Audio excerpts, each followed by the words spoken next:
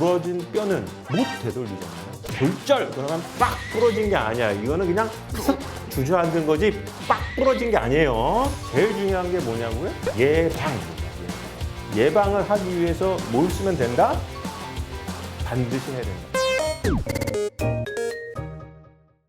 안녕하세요. 고품격 메디칼 예능 의학정보 채널 심내쇼의 황준호입니다. 효도 상품 중에 하나가 저희 심내쇼의 골다공증 아닌가 해요. 꾸준하다? 지속적인 인기는 우리 폼롤러하고 우리 김문찬 원장이 찍은 종아리 통증, 엉덩이 통증 시리즈가 있는데 그래도 꾸준히 바탕을 받쳐주는 것은 이제 골다공증 시리즈가 아닌가 해요. 진단해드렸죠? 그죠?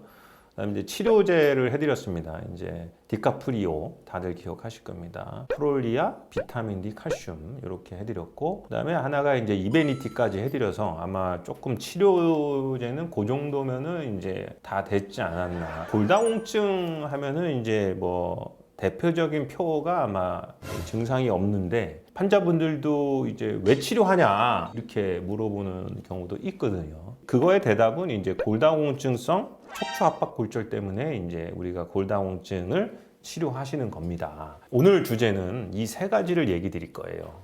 골다공증성 척추 압박 골절이라는 말을 진단을 해드리잖아요. 대부분의 환자가 어떤 표정을 지으시냐면 네?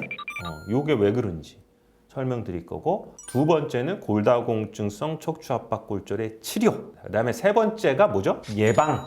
이거를 설명드릴 겁니다.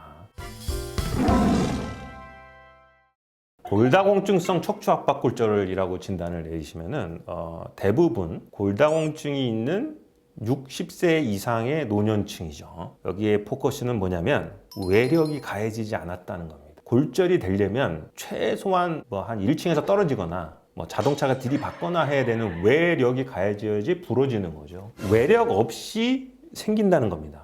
그럼 외력이 없다는 뜻은 뭐냐면 앉는 엉덩방아, 허리를 삐끗하는 행위, 그냥 일어나다가 재채기 하다가 일상생활 도중에 갑작스럽게 생긴 허리 통증이라는 말을 씁니다. 환자가 어떻게 내원하냐? 울면서 휠체어 타고 오세요. 대부분 할머니죠. 여자가 다 골다공증이에요. 두 번째 딸내미가 모시고 옵니다. 세 번째 119 타고 오십니다. 허리가 10년 전부터 아픈 건 아픈 게 아니야. 그냥 잘 지내신 거야. 근데 못 일어날 정도로, 꼼짝을 못 할 정도로 허리가 아픈 게 일주일, 2주 되신 거예요. 이게 포인트야, 이게. 그러면은 10중 8구는 골다공증성 척추 압박 골절입니다. 찍어보면은 골다공증 척추 압박 골절이 황 원장이 의심이 되면 급여화로 MRI를 찍을 수 있다 없다? 있어요. 골다공증성 척추 압박 골절의 진단은 MRI예요. 그래서 MRI로 찍을 수 있습니다. 그러면은 환자한테 설명을 합니다. 할머니, 골다공증성 척추 압박 골절이에요. 그러면은 할머니가 어떤 표정을 짓는다고요? 뭐라고? 왜 부러져? 황당한 표정을 짓죠. 왜냐하면 우리의 머릿속에 뭐가 있어요? 골절이 되려면 외력이 가해져야 되는데 이거 외력 없으니까 아니 무슨 뭐 자빠진 것도 아니고 뭐 어디서 떨어진 것도 아닌데 왜 부러져? 이런 황당한 표정을 지으세요. 자, 여기서 이제 중요한 문제가 발생. 뭐라고 하냐고? 아들하고 상의할게 이래. 할머니가 전화할 거냐 아들한테. 뭐라고 전화하겠어? 어디 가서 허리가 아파서 왔는데 골절이래 이런단 말이야. 자, 이거 별표 쳐야 돼. 그럼 아들이 뭐라고 생각하겠어? 그래서 뭐 어떻게 써? 이런다고 아들은. 하면서 MRI를 찍으래. 그럼 첫째, 아들이 화가 나요. 어느 병원에서 그따위로 해가지고 무슨 MRI를 찍어서 무슨 몇십만 원을 그 병원 가지 마. 그리고 아니 뭐 할머니야 뭐 넘어졌어요? 아니 난 아무것도 안 넘어졌다. 근데 왜 부러져? 그 병원 거짓말쟁이야. 그러다가 할머니가 2주 안 와. 그러다가 뼈가 폭삭 주저앉아서 오는 병이 이 병이다. 10명 중에 9명이 이렇게 반응합니다. 왜냐면 이거 모르거든. 느닷없이 갔는데 할머니가 허리 아프다고 해서 병원 갔으니까 뭐 약이나 줄 줄 알았는데 느닷없이 몇십만 원짜리 MRI 찍죠. 거기다가 뭐 시술하러 가죠. 거기다가 골다공증 얘기하는데 할머니는 모여가지고 집에 가서 뭐라고 전달하죠. 이게 문제는 골절 그러면 빡 부러진 게 아니야. 이거는 그냥 푹 두부가 푸식 하듯이 주저앉은 거지 빡 부러진 게 아니에요. 환자한테 뭐라고 설명을 해야 되냐면 골다공증성 압박 골절이에요. 자, 이제 딸내미랑 왔어. 딸내미랑. 그래서 딸내미가 오케이 이해했어. 오케이 다 이해했어요.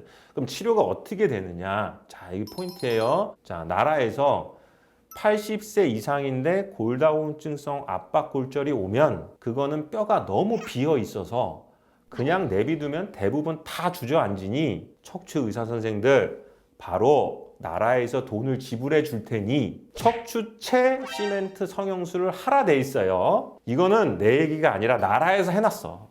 나라와 논문에서도 80세 이상은 그렇게 해라 이렇게 돼 있습니다. 근데 이제 80세 미만이 문제입니다. 80세 미만은 나라에서 뭐라고 했냐? 2주간 봐라 이렇게 돼 있어요. 2주간. 첫째, 보조기를 해야 돼. 부터 여기까지. 팔이 부러졌어요. 그럼 뭐 하죠? 기부스가 돼요. 근데 척추가 부러지면 여기다 몸에 기부스 할 수 있어 없어? 없다고요. 그러니까 우리가 보조기를 찹니다. 보조기를 왜 차냐면 허리를 구부리면 뼈가 더 폭삭 주저앉으세요. 그래서 허리를 못 구부리게 해주는 거야. 보조기를 꼭 차셔야 돼. 2주간 봅니다. 2주를 기다렸어. 이게 80세 미만 얘기예요. 계속 주저앉아. 그럴 때는 척추체 시멘트 성형술 해야 돼. 컨트롤 되지 않는 통증이 있어요. 보통 2주 지나면 그래도 뼈가 좀 꾸덕꾸덕해져서 아유 뭐 황 원장 나 좀 살만해 이래야 되는데 꼼짝을 못하고 못 일어나. 그러면은 그때는 척추체 시멘트 성형술을 하라 돼 있어요.